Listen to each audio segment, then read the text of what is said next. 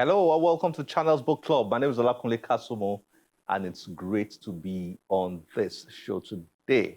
Well, Nigeria lost two great men in the last few days, and I mean really great. Is there a way we can preserve all the knowledge and history some of these great icons, have with them before they leave? We need to figure that out because we're talking here about the legendary Professor Obaro Ikime.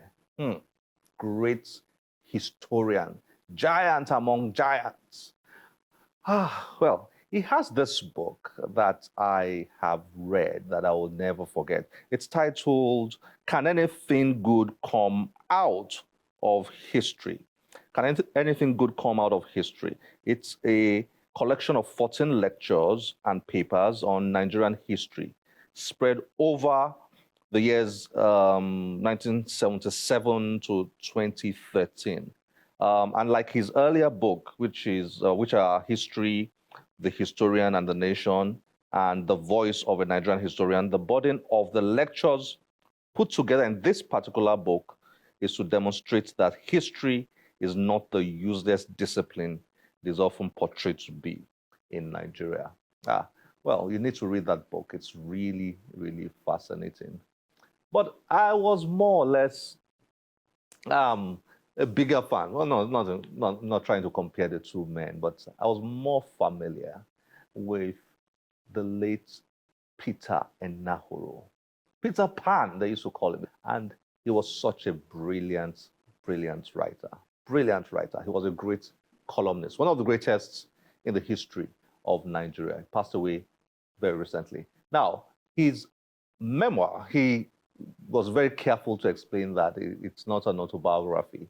His memoir, titled Then Spoke the Thunder, is a must-read book. I mean, I'm not just saying this just to tickle your fancy. This is a must-read book, absolute must-read, in terms of historical preservations, in terms of telling about so many aspects of Nigerian history. You just have to read this book. So many anecdotes there. Let me give you one.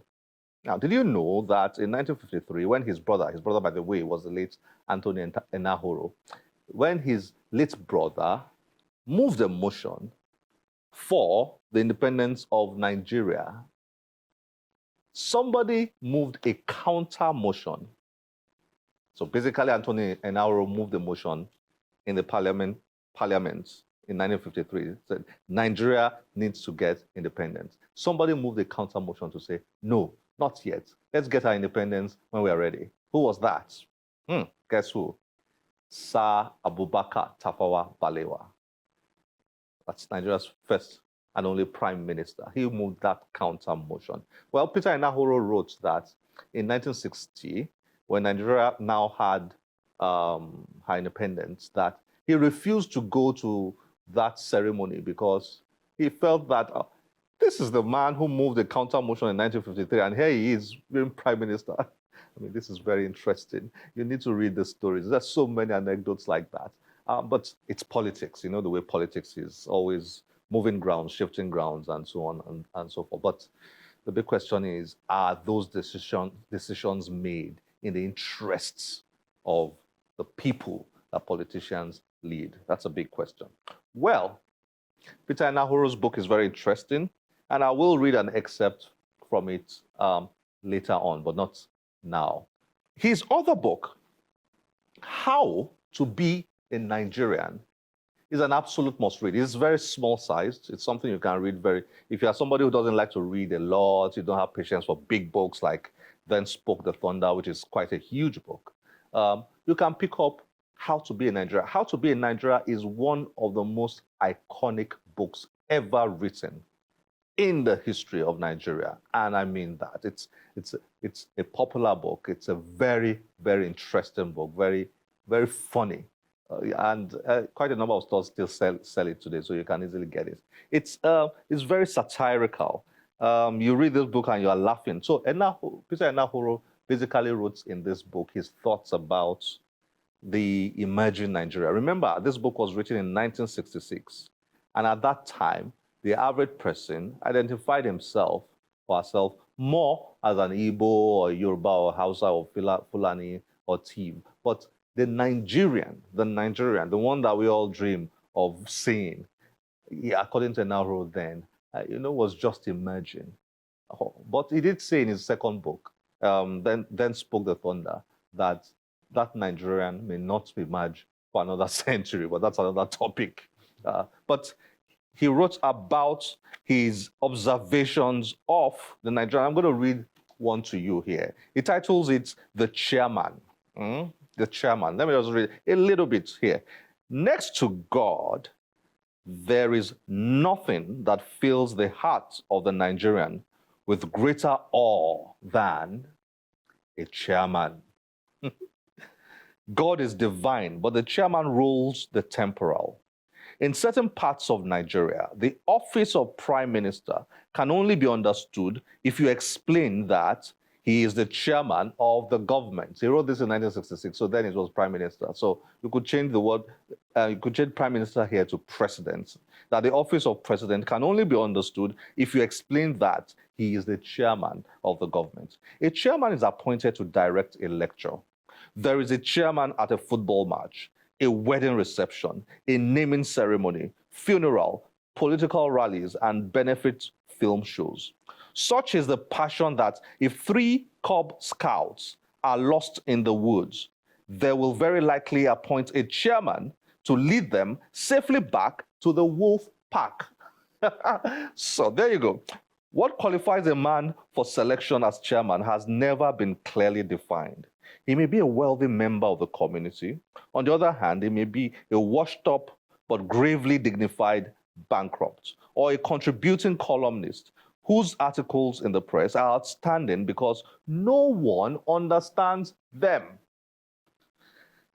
All experienced chairmen have a sense of showmanship.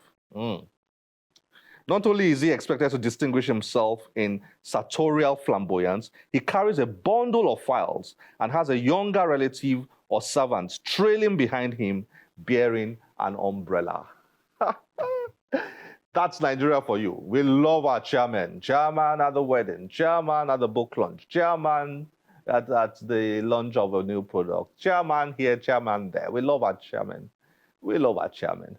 And that's what Peter Enahoro is saying here, that next to God, there is nothing that fills the heart of the Nigerian with greater awe than a chairman. Well, you might say he's exaggerating, but you get the point. All right, so that was Peter Enahoro. May his soul rest in perfect peace. And try and get his books. Try and get the books written by the late Obaro Ikime.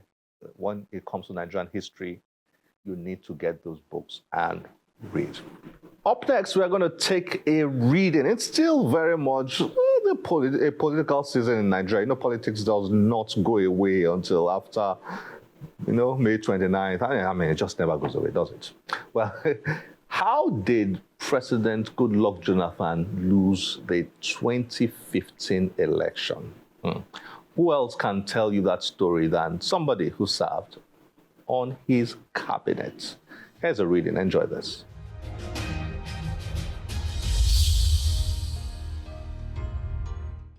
Hi, my name is Bolaji Abdullahi. I'm the author of this book, On a Platter of Gold, How Jonathan Won and Lost Nigeria. I was minister under President Jonathan's government. I was specifically Minister of Sports. I was part of the story of that time. And this book is an account of what I knew and the experience I've had and the experience of other people within the political history of Nigeria during this period. I'm reading now from the introduction part of the book that starts with a quote from the wife of President Jonathan himself, Dame Patience Jonathan, who said, the presidency is an opportunity that fell onto us on a platter of gold.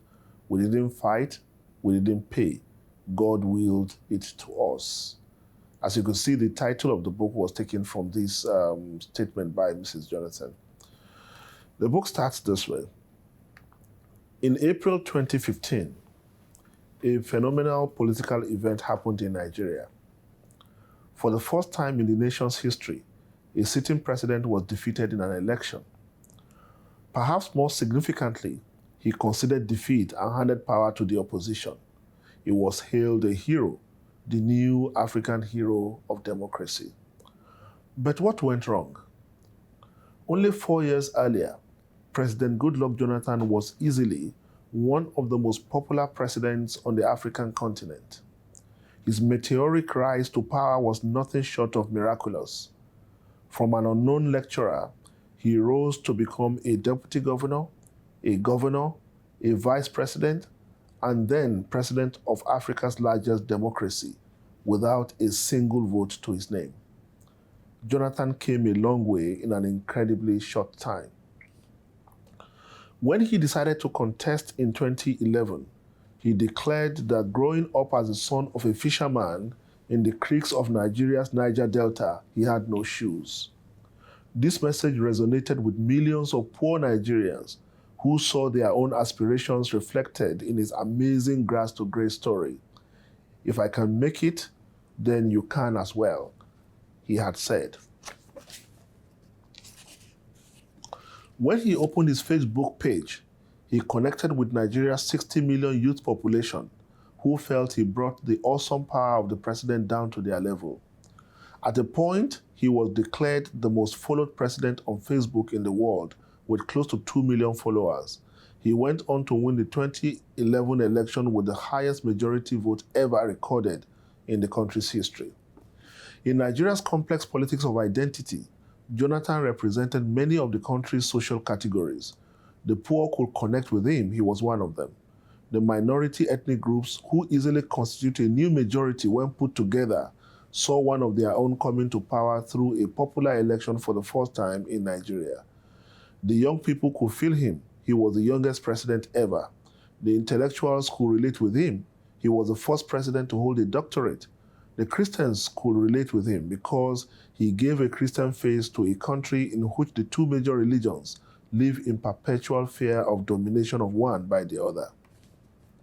4 years later, President Jonathan had gone full circle, from the faultless to the clueless. At some point, a quick Google search produced his name as the most cursed president in the world. How did this happen? How could an individual's political fortunes change so quickly and so dramatically? These questions and many more will be the central concern of this book. It is sometimes tempting to underestimate the enormity of Jonathan's incredible rise to the highest office in the land, until one has compared his credentials with those of the giants who aspired to the same office in the past, some with fatal consequences. One of them was Obafemi Awolowo, a man of such commanding intellect and moral authority. In modern Yoruba mythology, he was the reincarnation of Oduduwa, the progenitor of the Yoruba race himself. He asked every national question, he answered them all. Twice he contested elections to be president of Nigeria, twice he failed. Nnamdi Azikiwe was such a towering personality that Nigeria was almost too small for the breadth of his vision. He was in the class of that incredible generation of Africa's post-independence greats, Kwame Nkrumah, Haile Selassie, Ahmed Sekou Toure, Jomo Kenyatta, Julius Nyerere, etc. Twice, the iconic Zik of Africa tried to be president. Twice, he failed. Shehu Musa Yar'Adua had a mixed pedigree of aristocracy and political power. His father, who held the traditional title of the Mutawale of Katsina Emirate, was Nigeria's first minister of Lagos Affairs. At 36, he was a major general and chief of staff, Supreme Headquarters, a position that made him the second in command to the head of state, Olusegun Obasanjo. Yar'Adua was the leader of PDM, a political organization with an incredible network of relationships and a formidable army of astute politicians in every part of the country. He sought to be president in 1992 on the platform of SDP and was the leading candidate before the military government of Ibrahim Babangida cancelled the process. That turned out to be the end of Yar'Adua's presidential ambition. He was to die in prison in 1997. Moshood Kashimawo Abiola will be remembered as the man who turned personal generosity into political power. MKO knew everybody that was anybody in Nigeria, and they knew him. He wanted to be president in 1983 on the platform of the National Party of Nigeria, NPN, which he helped to finance. He was shunted off by party stalwarts and left the party to nurse his wounds, only to return in 1993 as the presidential candidate of the SDP. He won the election, but the Babangida administration cancelled the results, ushering in a period of political struggle that culminated in MKO's death in 1998. Goodluck Jonathan could not hold a candle to any of these men. He did not belong to the same firmament as them, nor did he purport to even think that he could play their game. If he had ended his career as a lecturer, he would have thanked God for a fulfilled life. But Providence had other plans. Like Mrs. Jonathan herself said, the presidency of Nigeria was handed to her husband on a platter of gold. Some would say he also lost it on a platter of gold.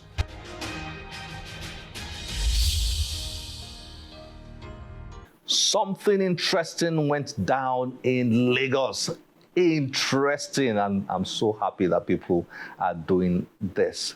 Tagged Lagos Bulk Walk, making Nigeria better through enhancing the culture of reading. This bulk walk was organized by a network of book clubs and reading culture promoters in Nigeria. It was unique. It was just innovative and so exciting to know that people are coming around to do all manner of creative things to encourage and promote the reading culture in Nigeria. Kudos, well done to everybody who put this together. But we were there. Enjoy this.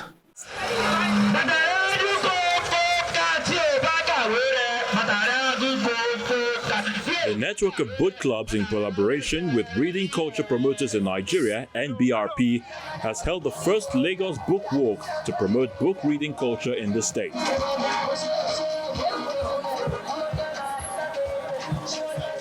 The event brought together stakeholders in the book chain, including the Booksellers Association of Nigeria, the Pan-African Writers Association, the Nigerian Library Association, the Nigerian Publishers Association, the National Library of Nigeria, the Society of Nigerian Young Writers, the Committee for Relevant Art, the Nigerian Copyright Commission, and the Association of Nigerian Authors, Lagos, amongst others.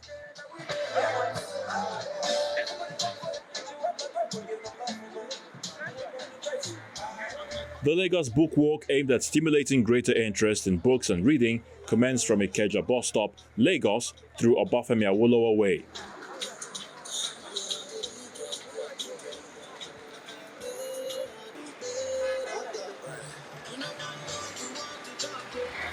Participants moved to the State Secretariat and headed straight to the Ministry of Education building, where they were welcomed by the Permanent Secretary, Office of Special Advisor on Education, Lagos State, Kasali Wahid. The NBRP President, Richard Mama, thereafter presented the Lagos Book Charter, a 10-point proposal to the Permanent Secretary. This is the Lagos Book Charter, suggestions for improving the reading culture in Lagos State. Okay, is part of the proposals that have come from different workshops that we have done for this purpose. And they are very good proposals, 10-point proposals. This is a big state and it's a model state. And that's why we brought out this proposal to say, please study them so that we can see how we would continue to move Lagos State forward. Thank you very much, sir. All right, sir.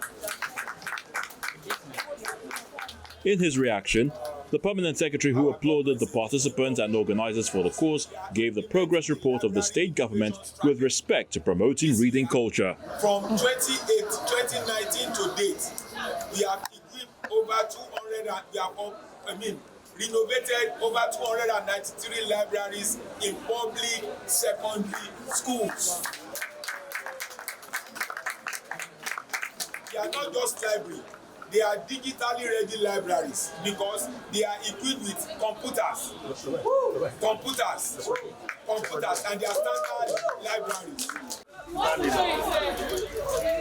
The book enthusiasts thereafter moved to an auditorium with children holding their sessions, which included book reading, book gifting, book signing and shopping, amongst others.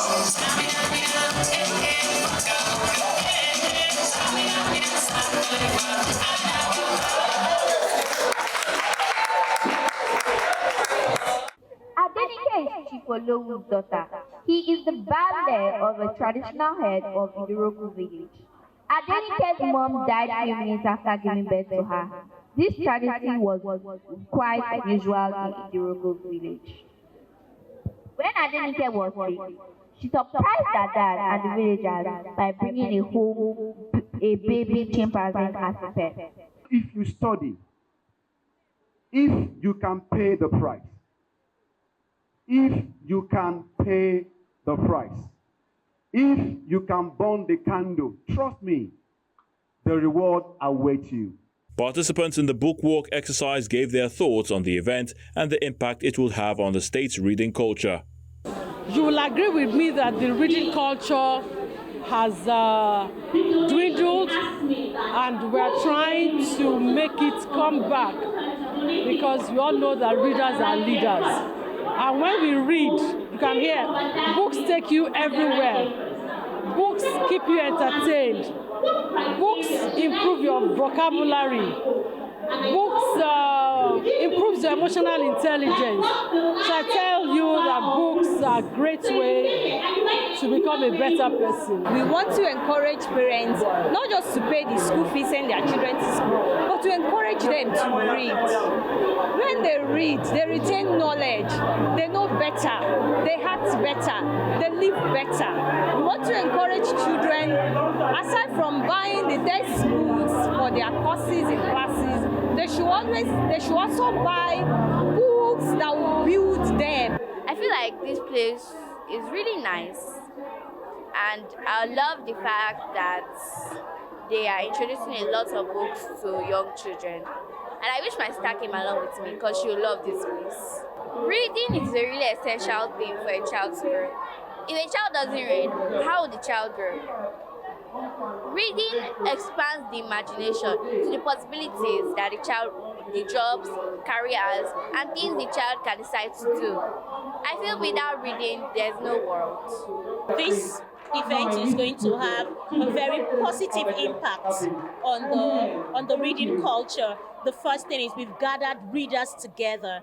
We've gathered readers from different segments. We have the Nigerian Authors Association, we have the National Library, we have the State Library, we have booksellers, book publishers, mobile library, book club owners, everybody gathered in the same room for the same course. And because we have a vision, one of the visions that we have is to set up 774 book clubs across local governments in Nigeria. And this is just the icing on the cake. There's still so much to be unveiled. The NBRP president, who revealed that Lagos has been named the Nigerian National Book Club City for 2023, noted that the walk is the commencement of a number of important schedules in the year-long activity. In our books, it is the first that we are organizing. We hope that we would organize more in the state and even outside of the state, because we think there's not enough awareness. There was a time when people were making sacrifices to read, to go to school. There was a time where people were making choices. In fact, where, there was a lot being done, right, to get people to go to school, to get them to read, cultivate the reading habits. It was desirable. But now we find that people are struggling with the habits, and we think that it's time to drive it again, because the benefits of reading are still invaluable. Indeed, the need to promote reading culture cannot be overemphasized. A reading society is certainly a growing society.